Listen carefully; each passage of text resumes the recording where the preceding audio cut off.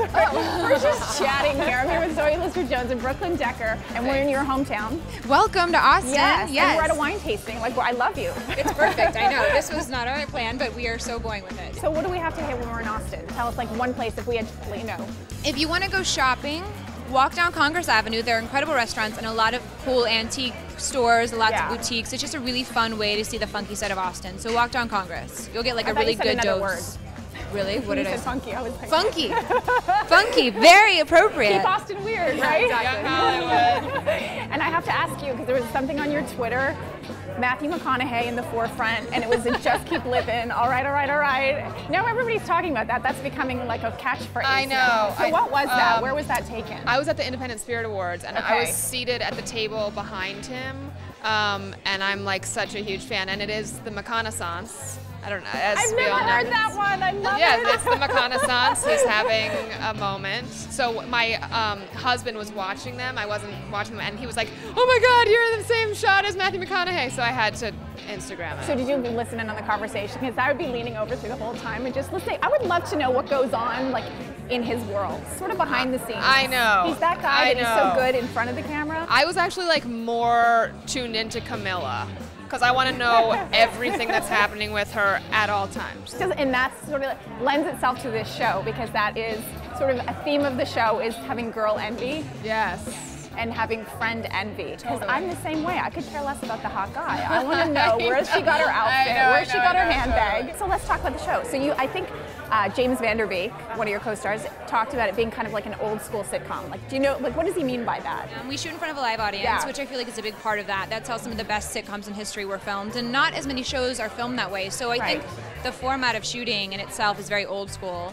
And I think the theme is sort of a classic theme. It's a group of friends that people want to watch and be a part of, hopefully, but also very raunchy and modern at the same time. Yeah, there has to be a raunchier now in this, you know, in 2014, it has to be a little bit. It's dealing with like modern relationships, so it's also dealing inevitably with sex, and it does not shy away from that. Right, at all. Is there anybody in your life or like that you see, like I think of Beyonce when I think of this, somebody who you are sure has an amazing life, because you know you never really can tell what goes on behind the scenes. Yes. Who would you say for either of you would be somebody?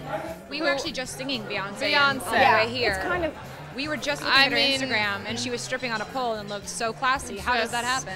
I think people are too complex to have fully amazing lives. Yeah. I feel like everyone's struggling. I hope there's something that makes someone somewhat normal. Yeah. Do you know? I hope that there's something that's not perfect. Beyonce's struggling. You do? Yeah. Deep down? Breaking news. Breaking news, Young Hollywood, Beyonce is struggling. There's a reason she's on that pole. She does not have it together right now. Okay, so we have a game for you guys. It's called Who Has It Better? And we're going to give you scenarios. Okay. Who has it better? Your friend who lives in Paris or your friend who lives in Hawaii?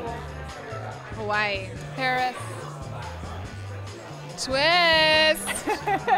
I'm not a big city person, and you can't really hike in Paris. I don't know. Listen, I'm a city girl. I was raised in Brooklyn. I love Paris. It's so romantic.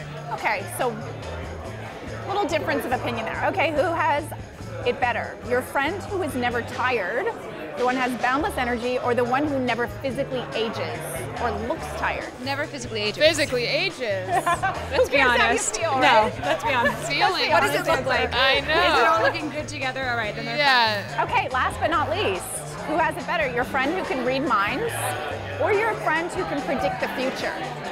Future. But the future scares me. I don't want to know. I say minds. That's like the secret power I wish I had. you do? Oh, you would want to know I what want to people know are thinking all the everything time. everyone's thinking Oh all God, the time. that would be so horrible though. No, it'd be terrible, but I feel like seeing the future would be horrible. I know. They're both bad. I couldn't handle that power at all. So give us a little tease. I saw before you were doing like a little quick tease. It was like, I'm the person who this, I'm the person who that. Give us a little tease about the show.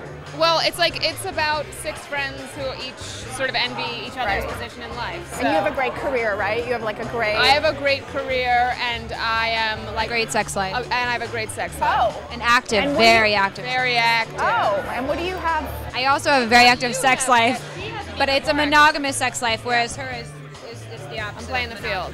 It is. So who has it better? And we'll leave you with that thought. America, you decide.